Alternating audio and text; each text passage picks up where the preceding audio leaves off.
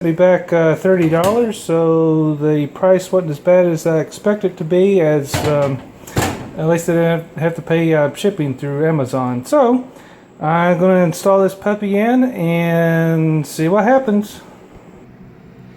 Okay, I have the pump attached, and you can see it right back here. Put back the V-belt, and we're going to give it a whirl and see what happens. I didn't show the installment of the pump, but it's pretty straightforward. It just had these three sheet metal screws and the two hoses that need to be attached to it. Alright, doing a dry run, and I don't see any water leaking out from the pump assembly.